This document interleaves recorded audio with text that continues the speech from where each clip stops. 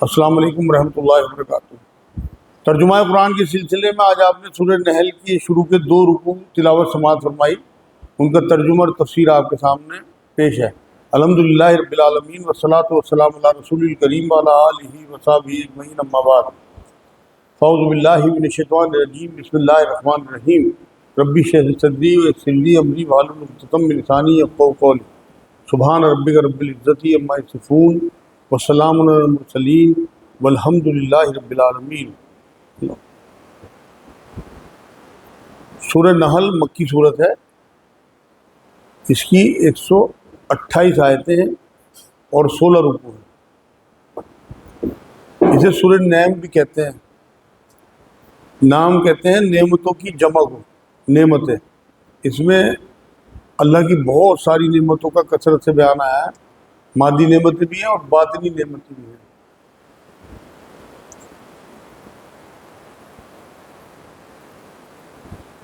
شروع اللہ کے نام سے جو بڑا مہربان نہایت رحم فرمانے والا ہے۔ سورہ نحل جو ہے یہ 14ویں پارے میں ہے، 16 نمبر سورت ہے۔ نحل کہتے ہیں شہد کی مکھی کو۔ آیت نمبر 1، اللہ تعالیٰ کا حکم آ پہنچا، اب اس کی جلدی نہ مچاؤ، مطلب عذاب بلانے کی جلدی نہ مچاؤ، قیامت قریب آ چکی۔ حدیث میں نبی اکرم صلی اللہ علیہ وسلم نے ایک بار 2 انگلیاں اس طرح اٹھا کے بتایا کہ میرے آنے کے بعد مہر قیامت اتنے قریب ہیں، مطلب نبی اکرم صلی اللہ علیہ وسلم کی بعثت کے بعد قیامت بہت زیادہ قریب ہے۔ یہاں کہا کہ عذاب لانے کی جلدی نہ مچاؤ، بلکہ عذاب تو تیار ہے، آنے والا ہے۔ وہ نبیوں سے کہتے تھے نا، لا کے دکھاؤ عذاب۔ تمام پاکی اس کے لیے ہے جو برتر ہے ان سب سے، جنہیں یہ اللہ کے نزدیک شریک بتلاتے ہیں، مطلب اللہ پاک ہے ہر طریقے کے شرک سے۔ یہاں یہی بات کہی گئی ہے کہ ایک اللہ کو مانو، اور اگر نہیں مانتے تو فیصلہ کن وقت جو ہے وہ آ چکا سمجھو۔ وہی فرشتوں کو اپنی وحی دے کر اپنے حکم سے اپنے بندوں میں سے جس پر چاہتا ہے اتارتا ہے، کہ تم لوگوں کو آگاہ کر دو کہ میرے سوا کوئی اور معبود نہیں، بس تم مجھ سے ہی ڈرو۔ مطلب سب رسولوں کی بنیادی جو چیز تھی وہ دعوت، وہ توحید تھی۔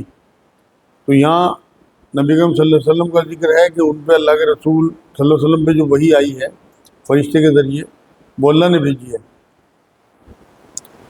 سورہ انعام کی 124 نمبر آیت میں بھی ہے کہ اللہ خوب جانتا ہے کہ کب کسے رسالت دینی ہے۔ سورہ مومن 15 نمبر آیت میں بھی یہی بات ہے۔ سورہ شورى 52 میں بھی جو ہے وہ یہ فرمایا اللہ رب العزت نے کہ آپ کی طرف وحی کی گئی، اس سے پہلے آپ جو ہے بالکل کچھ نہیں جانتے تھے، نہ کتاب کے بارے میں نہ ایمان کے بارے میں۔ آیت نمبر 3، اسی نے آسمانوں اور زمین کو حق کے ساتھ پیدا کیا، مطلب کھیل کود یا بے مقصد پیدا نہیں کیا، بلکہ جزا سزا کے لیے بنایا۔ وہ اس سے بری ہے جو مشرک کرتے ہیں، اللہ ہر طریقے کے شرک سے بہت بلند بالا ہے۔ اللہ کی جو نعمتوں کا انکار کرتے ہیں مشرک لوگ، تو اللہ کو کوئی فرق نہیں پڑتا، وہ ان کے انکار سے بہت اوپر ہے، بہت بڑا ہے۔ تمام دنیا مل کے بھی اللہ کا انکار کر دے تو اللہ کی شان میں کوئی فرق نہیں پڑتا۔ اس نے انسان کو نطفے سے پیدا کیا، پھر وہ سری جگڑالو بن بیٹھا۔ اللہ انسان کے بارے میں کہا کہ ناپاک قطرے کی معمولی جز سے جو ہے اللہ رب العزت نے انسان کو پیدا کیا، پھر اس میں روح ڈالی، پھر ماں کے پیٹ میں اسے 9 مہینے تک رکھا، اس کے بعد اسے نکال کے ماں کے پیٹ سے جوان کیا۔ یہ سب اللہ کا کام ہے۔ اس کے بعد جب جوانی میں آتا ہے تو یہ جو ہے جھگڑا کرتا ہے، احسان نہیں مانتا اللہ کا، بلکہ تکبر کرتا ہے، انکاری بن جاتا ہے، لڑتا ہے، ناشکری کرتا ہے، بھول جاتا ہے اللہ کا، انکار کرتا ہے، ناشکری اللہ کی نعمتوں کی۔ یہاں اللہ نے یہ بات کہی کہ رسولوں کی تکذیب جو کرتے ہیں، انکار کرتے ہیں، وہ اللہ کا ہی انکار ہے۔ آیت نمبر 5، اسی نے چوپائے پیدا کیے جن میں تمہارے لیے گرمی کے لباس ہیں اور بھی بہت سے نفع ہیں، اور بعض تمہارے کھانے کے کام آتے ہیں۔ اللہ رب العزت نے یہاں اپنے احسان گنائے ہیں کہ چوپائے جو 4 پیروں والے پالتو جانور ہیں، یہ اللہ رب العزت نے پیدا کیے، اور یہ کہا کہ تمہارے گرمی کے لباس، مطلب جو تم میں گرمی پیدا کریں، سردیوں میں جیسے اونٹ کے بالوں سے رسی وغیرہ بنتی ہیں یا کمبل بنتے ہیں، لیدر کی جیکٹیں ہیں، کھالوں کے بہت سارے استعمال آپ نے دیکھے ہوئے. یہاں جانوروں کا جو بتایا گیا کہ ان سے گرم کپڑے وغیرہ بنائے جاتے ہیں. اور آگے فرمایا اور بھی بہت سے نفع ہیں، مطلب لوگ اس کا گوشت بھی کھاتے ہیں، ان سے سواری کے کام میں بھی لیتے ہیں جانوروں کو، اور بعض تمہارے کھانے کے کام آتے ہیں. مطلب گوشت جو ہے کھانے کے بعد ان کی کھالیں جو ہیں وہ کام آتی ہیں، ہڈیے، ان کا دودھ، بہت سے جانوروں کا دودھ جو حلال ہے. تو سب اللہ نے ہی تو بنایا ہے جانوروں کو ہمارے لیے. تو اللہ رب العزت نے یہاں اپنے احسان گنوائے ہیں، لیکن اس کے بعد بھی انسان جو ہے وہ انکار کرتا ہے. آیت نمبر 6، اور ان میں تمہارے رونق بھی ہے، جب چرا کر لاؤ تب بھی اور جب چرانے لے کر جاؤ تب بھی. مطلب صبح کو لے جانا، شام کو لانا، اس میں انہیں بڑی جداد سمجھا جاتا تھا. پہلے عرب بھی جو گاؤں دیہات کے وہاں پہ جتنے بھی ریوڑ ہوتے ہیں، بڑے بڑے لوگوں کے پاس جانوروں کی بیڑے ہوتے ہیں، ان کی بڑی عزت ہوتی ہے، سمجھا جاتا ہے کہ امیر آدمی ہیں اور ان کی شان گنی جاتی ہے. تو یہاں اللہ رب العزت نے کیا کہ تمہاں رونق بنا دیا انہیں، مطلب عزت، جمال اور حسن ہے تمہارے لیے ان میں. تو ریوڑ لاتے لے جاتے، کیسی گردن اونچی ہوتی تھی اس ٹائم، کیونکہ مالک خود گھماتے تھے. مطلب شان کا اظہار تھا، زینت کا، خوشنمائی کا. تو یہ سب اللہ رب العزت نے دی ہے چیزیں کہ انسان جو ہے وہ ریوڑ جتنے بڑے ہوتے تھے، اور آج بھی آپ دیہاتوں میں دیکھیں گے تو اس طرح کی بات آپ کو ملتی ہے. اور وہ تمہارے بوجھ ان شہروں تک اٹھا لے جاتے ہیں جہاں تم بغیر آدھی جان کیے پہنچ ہی نہیں سکتے تھے. یقیناً تمہارا رب بڑا ہی شفیق اور نہایت رحم فرمانے والا ہے. مطلب آج بھی بہت سی پہاڑی علاقے ایسے ہیں جہاں بنا جانوروں کے نہیں جایا جا سکتا. پہلے تو صرف یہی سواریاں تھیں، اب تو جو ہے بسیں ہیں، ٹرینیں ہیں، پانی کے جہاز ہیں، ہوا کے جہاز ہیں، سب ہیں. مطلب یہ جو اونٹ، خچر، گھوڑے نہ ہوتے تو ان کی جو تخلیق کی گئی بوجھ اٹھانے کے لیے اور سواری کے لیے ہوئی. آج بھی چاہے کتنی سواری ہو جائیں، ٹرانسپورٹ کی کتنے سامان ہو جائیں، مگر جانور آج بھی، اب صحرا میں جو ہے اونٹ جو ہے صحرا کا جہاز کہلاتا ہے. وہاں کوئی کاریں یا کوئی اس طرح کی چیزیں تو نہیں چل سکتی، وہاں اونٹ ہی کام آئیں گے.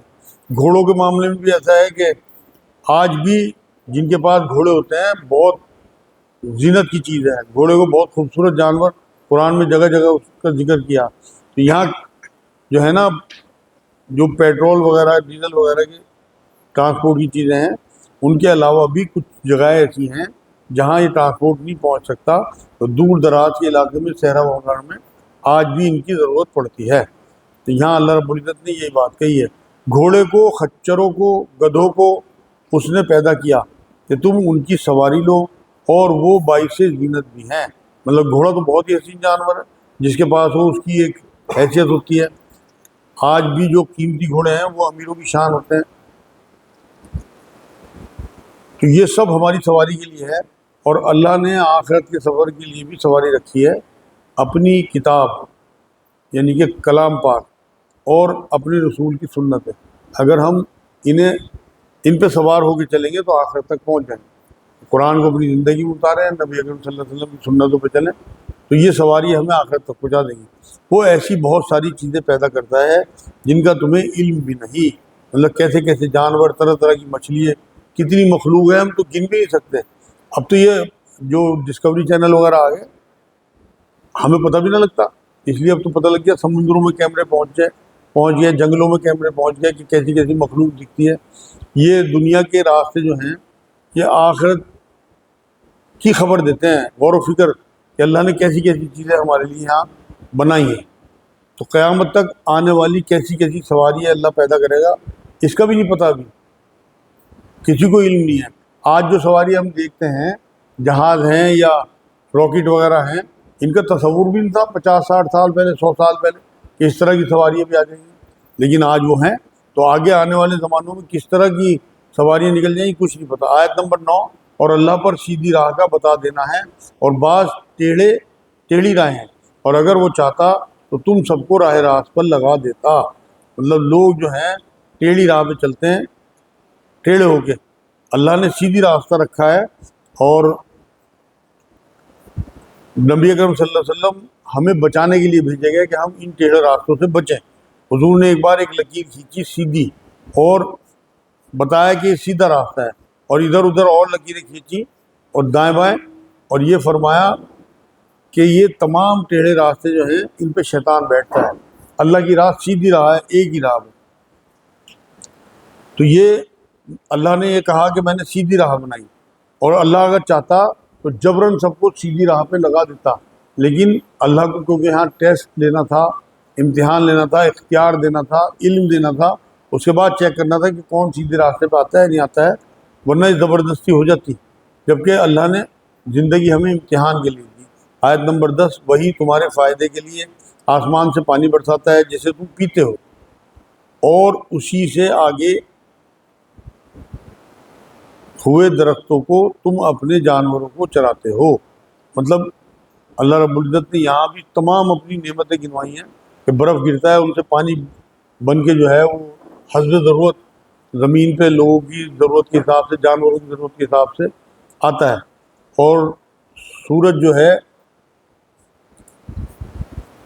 وہ اس کی تپش سے جو ہے برف پگھلتا ہے، اور پھر پانی جو ہے وہ دنیا میں لوگوں کی زندگی کے لیے یہاں اللہ رب العزت نے وہی اپنی نعمتیں گنوائی ہیں۔ سورج بھی ہے، زمین بھی ہے، پانی ہے، بارش ہے، یہ سب طرح طرح کی جو چیزیں ہیں ان کی وجہ سے سبزہ اگتا ہے، اور پھر دوسری جو مخلوق ہے وہ تمام جو ہے وہ اس سے سیراب ہوتی ہے۔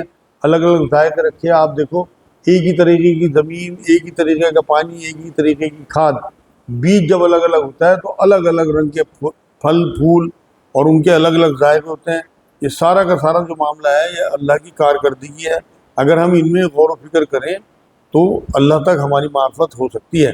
یہاں اللہ رب العزت نے بار بار غور و فکر کا موقع دیا ہمیں۔ آیت نمبر 11، اسی سے وہ تمہارے لیے کھیتی اور زیتون اور کھجور اور انگور اور ہر قسم کے پھل اگاتا ہے، بے شک ان لوگوں کے لیے تو اس میں بڑی نشانی ہے جو غور و فکر کرتے ہیں۔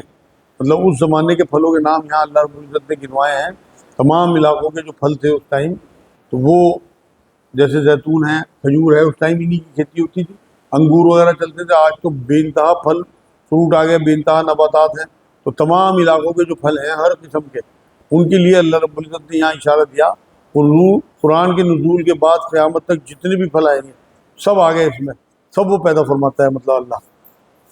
اور یہ کہا کہ اس میں تمہارے لیے بڑی نشانی ہے، مطلب اس سے بڑا معجزہ کیا ہوگا اور اس سے بڑی نشانی کیا ہوگی کہ انگور جو ہے اگر ہم ایک دانے پہ اس کے نظر ڈالیں تو وہی انگور کھٹا، اور پکنے کے بعد وہی میٹھا ہو جاتا ہے۔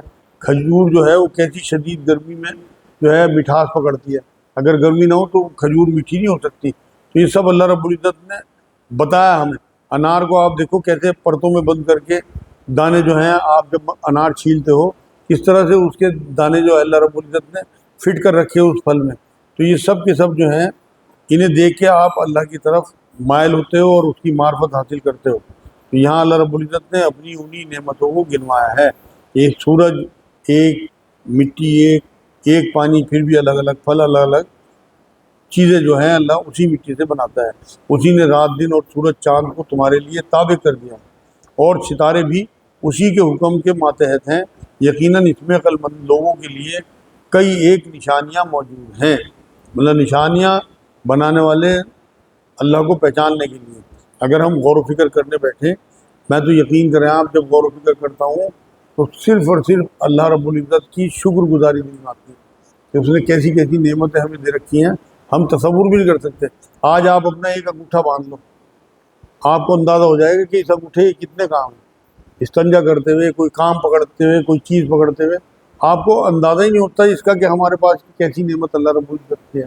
لیکن جب ہماری کسی چیز میں چوٹ لگ جاتی ہے یا ہماری کوئی چیز چھن جاتی ہے تب ہمیں احساس ہوتا ہے کہ کتنی بڑی چیز ہمارے سے چھن گئی۔ تو یہاں اللہ رب العزت نے اپنی انہی چیزوں کو، اب آپ دیکھو نا کتنے گلاب ہیں، اس کے کتنے رنگ ہیں، الگ الگ رنگوں کے گلاب، میں نے میرے خیال میں 20 رنگ کے گلاب دیکھے، الگ الگ کلر اللہ رب العزت نے گلاب میں رکھے۔ اسی طرح اور بہت پھول ہیں، 250 قسم کے آموں کی قسمیں میں نے خود پڑھی جو یہاں کمپنی گارڈن میں ہے، تو اس سے بھی زیادہ ہوں گی اور دنیا کے جتنے ملک ہیں۔ تو یہاں اللہ رب العزت نے تمام تر چیزیں جو ہیں ان میں یہ بتایا ہے کہ سب میری کارکردگی ہے، اور یہ سب کچھ تمہارے لیے۔ قرآن میں اللہ نے کہا کہ اللہ نے سب کچھ ہمارے لیے پیدا کیا لیکن ہمیں اپنے لیے، اور اگر ہم اللہ کے لیے پیدا نہیں سمجھتے اپنے آپ کو اور اس کا حکم نہیں مانتے تو ہمارا پیدا ہونا فضول ہے۔ آیت نمبر 14، اور دریا بھی اسی نے تمہارے بس میں کر دیے ہیں کہ تم اس میں سے نکلا ہوا تازہ گوشت کھاؤ اور اس میں سے اپنے پہننے کے زیورات نکال سکو، اور تم دیکھتے ہو کہ کشتیاں اس میں پانی چیرتی ہوئی چلتی ہیں، اور اس لیے بھی کہ تم اس کا فضل تلاش کرو، ہو سکتا ہے کہ تم شکر گزاری بھی کرو۔ یہ یہاں اللہ رب العزت نے پانی کا ذکر کیا ہے، دریا کا، سمندر کا، اور یہ بتایا کہ اس میں جو تازہ گوشت ہے، جو نبی اکرم صلی اللہ علیہ وسلم کی احادیث سے جو ہمیں پتہ لگتا ہے کہ ہمارے لیے کیا کیا چیزیں حلال ہیں، مچھلی ہیں اور دیگر حلال جو ہیں پانی کے جانور، ان کا ذکر یہاں کیا۔ اور مچھلی کا شکار جو ہے احرام کی حالت میں بھی حلال ہے، باقی اور جو احرام کی حالت میں شکار جو ہیں وہ حرام قرار دے دی گئے، لیکن مچھلی کا شکار احرام کی حالت میں بھی حلال ہے۔ تو یہاں سمندر کے تازہ گوشت کا، اس لیے مچھلی کھانا سنت بھی ہے اور اللہ کا حکم بھی ہے، اور اس میں اپنے پہننے کے زیورات نکالتے ہو، جو سیپ ہیں، موتی ہیں، انہیں نکال کے زیورات وغیرہ بنائے جاتے ہیں اور انہیں پہنتے ہیں لوگ، اور تم دیکھتے ہو کہ کشتیاں اس میں پانی چیرتی ہوئی چلتی ہیں، اور تم اس میں سے اللہ کا فضل تلاش کرتے ہو۔ روزی کو اللہ نے فضل کہا کیونکہ وہ اس کی عنایت سے ہی عطا ہوتی ہے روزی، اس لیے روزی کو بھی اللہ نے یہاں فضل کہا۔ آیت نمبر 15، اور اسی نے زمین میں پہاڑ گاڑ دیے ہیں تاکہ تمہیں لے کر ہلے نہ، اور نہریں اور راہیں بنا دی تاکہ تم منزل مقصود کو پہنچو۔ مطلب پہاڑ جما دیے زمین میں کہ زمین بیلنس کیے رہے تاکہ ہماری جو زندگی ہے وہ برقرار رہے۔ اس کا اندازہ آپ کو زلزلوں سے لگے گا کہ چند سیکنڈ کا زلزلہ جو ہے وہ بڑی بڑی عمارتوں کو کھنڈر بنا دیتا ہے۔ میں نے خود دیکھے پورے شہر کھنڈر ہوئے ہیں۔ گجرات میں سن 2001 میں جو زلزلہ آیا تھا، تو اگر زمین ہلتی رہتی تو ہم یہاں رہ نہ پاتے۔ تو اللہ رب العزت نے اس زمین کو ہلانے سے بچانے کے لیے میخوں کی طرح، کیلوں کی طرح زمین کو روکنے کے لیے پہاڑ گاڑ دیے، جن کا ذکر اللہ رب العزت نے بار بار قرآن میں کیا، اور آگے فرمایا اور نہریں اور راہیں بنائیں۔ مطلب نہروں کا سلسلہ کیسے کہاں تک سیراب کرتا ہے، انسانوں کو کس طرح فائدہ پہنچاتا ہے، ہمیں اس لیے اندازہ نہیں ہے کہ یہاں تھوڑی سی نہریں، جو لوگ سمندر کے کنارے رہتے ہیں ان سے پوچھو، ان کی زندگی ہی پانی ہے۔ اور آگے فرمایا تمہارے لیے راستے بنائیں، مطلب تاکہ تم اپنی منزل مقصود کو پہنچ سکو۔ مطلب اللہ رب العزت نے اتنے آسان راستے بنائے کہ ہم ان پہ چل کے اپنی منزلوں کو پہنچ جاتے ہیں۔ اور بھی بہت سی نشانیاں مقرر فرمائیں، اور ستاروں سے بھی لوگ راہ حاصل کرتے ہیں۔ مطلب یہاں صحرا ہے، پہاڑ ہے، نہریں ہیں، جنگل ہیں، ان سب میں اللہ رب العزت نے راستے بنا رکھے، یہ سب اللہ کی نشانیاں ہیں۔ اور فرمایا ستاروں سے بھی لوگ جو ہیں وہ راہ حاصل کرتے ہیں۔ مطلب بے انتہا نعمتوں کا بیان ہے۔ ستاروں کی روشنی میں بہت سارے جہاز جو ہیں وہ چلتے ہیں، اور قافلے بھی بہت سارے جو ہیں وہ ستاروں کے حساب سے اپنے راستے طے کرتے ہیں۔ آیت نمبر 17، تو کیا وہ جو پیدا کرتا ہے اس جیسا ہے جو پیدا نہیں کر سکتا؟ مطلب جنہیں تم شریک ٹھہراتے ہو، جنہیں تم الہ مانتے ہو، جنہیں اللہ کے برابر مانتے ہو، اس تخلیق میں کیا ان کا کچھ حصہ ہے؟ حالانکہ یہ لوگ مانتے تھے کہ ان میں کوئی حصہ نہیں ہے جنہیں ہم معبود مانتے ہیں، ہم تو صرف انہیں سفارشی مانتے ہیں۔ تو یہاں اللہ نے یہی پوچھا کہ ایک اللہ کے علاوہ کیا انہیں کسی نے پیدا کرنے کا دعویٰ کیا ہے؟